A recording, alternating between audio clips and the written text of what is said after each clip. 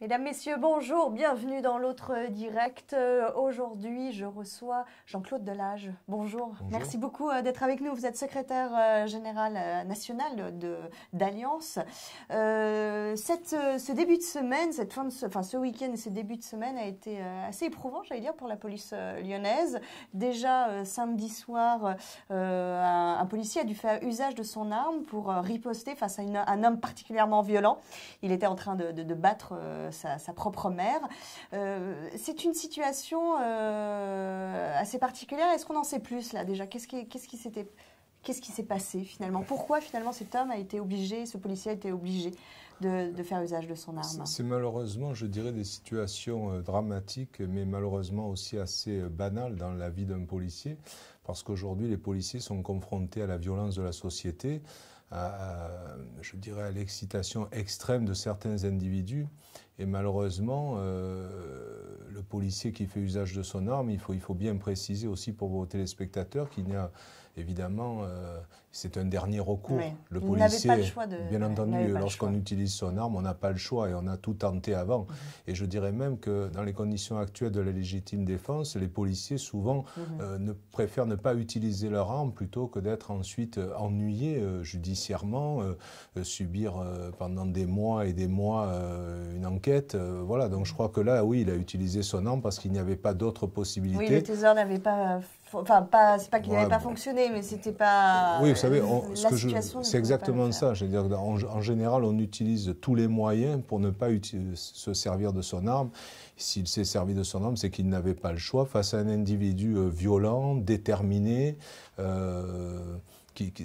qui déraisonnait. Je ne vais pas rentrer dans l'enquête en cours, mais enfin, vous voyez, quand vous menacez de tuer votre mère, bon, je pense qu'à un moment, là, vous êtes dans une phase où il faut vous stopper et malheureusement, il n'y avait pas d'autre choix certainement pour ce policier. JPN, quand même, il y aura une enquête qui a été ouverte. JPN va faire son travail comme dans tous ces cas-là. Pour un policier, c'est difficile cette période-là d'enquête sur lui, quoi. Oui, c'est très difficile parce que je le répète, le policier, lorsqu'il sort son arme et lorsqu'il utilise son arme, ce n'est pas courant et c'est qu'il a tout essayé pour ne pas se servir de son arme auparavant. Bien entendu, il va être interrogé. Il va être interrogé aussi par la justice, ça va prendre certainement des mois. Donc le policier, après avoir utilisé son arme, il va vivre de nombreux mois sous tension, avec une pression psychologique, sans savoir ce qu'il va lui arriver, si la légitime défense va être retenue ou pas. Donc voilà, c'est très éprouvant pour le policier, au-delà d'avoir ôté la vie à quelqu'un, parce qu'évidemment, pour ôter la vie à quelqu'un, ce n'est pour un policier pas quelque chose de normal et de facile à vivre aussi psychologiquement. Alors, vous pointez du doigt finalement une législation aussi qui est finalement pas très nette sur la... Oui, c'est ce que nous avons demandé à Alliance Police Nationale lors de l'élection présidentielle. Nous avons sensibilisé les deux candidats majeurs, je dirais Nicolas Sarkozy, François Hollande, en disant qu'aujourd'hui les policiers, lorsqu'ils utilisent leur arme, ils ont peur des conséquences et parfois ils n'osent pas sortir leur arme, ils n'osent pas l'utiliser et malheureusement parfois subissent la violence parce que justement ils ne savent pas ce qui va leur arriver ensuite. Est-ce que la légitime défense va être reconnue? Je crois qu'il faut en effet revoir les textes et Alliance s'est positionnée très clairement sur ça. Revoir les textes sur la légitime défense, permettre aux policiers de se défendre et de défendre autrui dans les meilleures conditions possibles sans évidemment, pour ceux qui seraient défavorables à nos propositions, sans offrir évidemment un permis de tuer aux policiers. Là n'est pas la question et aucun policier ne souhaite ça. C'est pas un permis de tuer, bien sûr que non. Bien évidemment.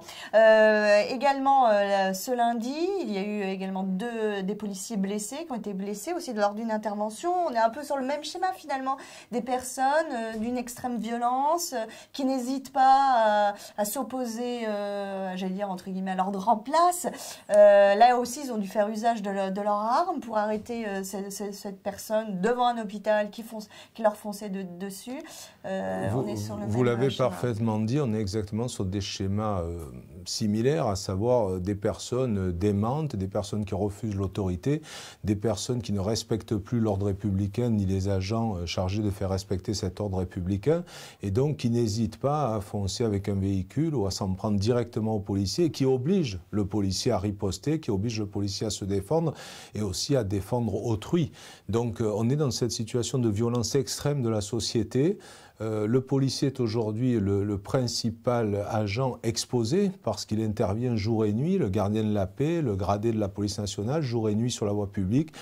Les policiers sont confrontés à cette violence. Ils doivent la gérer et la gérer souvent dans des conditions d'effectifs insuffisants, avec des conditions matérielles en moyens insuffisants, avec des locaux souvent très délabrés. Et donc, gérer une difficulté, gérer une violence avec peu de moyens, c'est de plus en plus complexe pour la police. J'allais dire peu de moyens, mais quelque part, tous les corps de métier, que ce soit la justice, par exemple, sont aussi confrontés à ce type de problème, ce manque de moyens. Oui, alors c'est vrai que je suis syndicaliste policier, donc je défends évidemment davantage les policiers, mais vous avez raison, parce que d'autres ministères sont confrontés au même problème d'effectifs, de moyens, la justice, vous l'avez dit, bon, évidemment, nos amis pompiers, nos collègues gendarmes, qui sont aussi au sein du ministère de l'Intérieur, sont confrontés aux mêmes difficultés.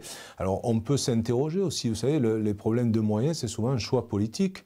Moi j'ai parfaitement entendu les propositions du président de la République qui dit création de 60 000 emplois dans l'éducation nationale en 5 ans et en contrepartie création de 5 000 emplois pour les forces de sécurité dans le même temps des 5 ans.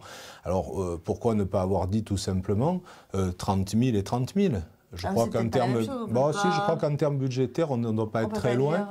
Mais on aurait pu dire, par exemple, 15 000, 20 000 pour la police et la gendarmerie, et puis 35 000 pour l'éducation nationale. Donc je n'oppose pas les ministères, je dis simplement... Vous regrettez Nicolas Sarkozy ? Non, écoutez, moi, je regrette Nicolas Sarkozy. C'est pas une question de Nicolas Sarkozy, Manuel Valls, Bernard Cazeneuve, ou Claude Guéant, ou Brice Hortefeux. C'est une question de fait. À l'époque de Nicolas Sarkozy, il y a eu des réductions d'effectifs que nous avons critiquées, combattues, Alliance Police Nationale, mais il y a eu aussi des contreparties salariales importantes données aux policiers. 2 points d'ISSP, pour ceux qui nous entendent, ils ne sauront pas ce que c'est, mais c'est en gros une prime de risque pour les policiers, 2% du salaire en plus. Donc si vous voulez, la contrepartie était réelle. Aujourd'hui, et il y a eu surtout un plan pluriannuel qui a permis l'espoir pour les policiers, qui laissait entrevoir des perspectives de carrière, de voir quel était le vrai métier de policier, de créer un espoir pour les policiers. Aujourd'hui, bon, non seulement il n'y a pas l'effectif, je l'ai dit, qui est recruté en nombre suffisant, mais il n'y a aucun espoir pour les policiers. Aujourd'hui, il n'y a pas de plan pluriannuel, ce qu'on appelle le corps et carrière 2, que Alliance appelle de ses voeux depuis déjà Manuel Valls. Nous lui avons dit en 2012 lorsqu'il est arrivé. Ce plan corps et carrière 2 sur plusieurs années qui permettrait à la fois d'offrir des perspectives de carrière mais aussi de s'interroger sur les corps dans la police, sur le métier de policier, sur les structures de la police, eh bien aujourd'hui il est au point mort et depuis 2012 il n'y a rien. Donc aujourd'hui il n'y a pas plus d'effectifs. Il y a aujourd'hui de plus en plus de violence, des conditions matérielles qui se dégradent et aucune perspective pour les agents. Donc, en effet, on peut regretter des époques. Même à Lyon, qui n'est quand même pas, j'allais dire Marseille, par exemple. Vous savez, moi qui suis Marseillais, qui ai travaillé 3 ans à Lyon en début de carrière, je trouve qu'il n'y a pas de zone épargnée aujourd'hui dans la police. Qu'on soit à Lyon, qu'on soit à Paris, à Lille, à Strasbourg, à Marseille, dans les dom-toms, on vit les mêmes situations. Le manque d'effectifs, les locaux dégradés, l'absence de perspective de carrière pour les policiers, la violence extrême, une réforme pénale qui finalement démobilise et démotive les enquêteurs, oublie les victimes. Voilà, donc vous voyez tout ça. Tout ça, ça crée un malaise profond dans les services de sécurité. D'ailleurs, c'est pour ça que nous manifestons nationalement le 13 novembre prochain pour exprimer ce malaise et dire au pouvoir, écoutez, entendez les policiers parce que finalement un jour, sinon ça va péter. Donc entendez Alliance et entendez les policiers. Je dirais à Lyon comme ailleurs, les difficultés existent, l'insalubrité des locaux. Et puis vous voyez par exemple aussi, bon, lorsque des fonctionnaires sont affectés dans un service, si au niveau d'une direction, vous prenez tous les fonctionnaires qui ont des problèmes et vous les mettez dans le même service, mais vous créez quoi? Vous créez un service avec des fonctionnaires qui déjà ne se sentent pas bien, sont en burn-out. Donc tout ça, en matière de management, il y a aussi des choses qu'il faut revoir. Il y a aussi au niveau national, j'ai vu passer ce week-end une pétition sur le suicide des policiers. Une mère qui a lancé cette pétition suite au suicide de son fils.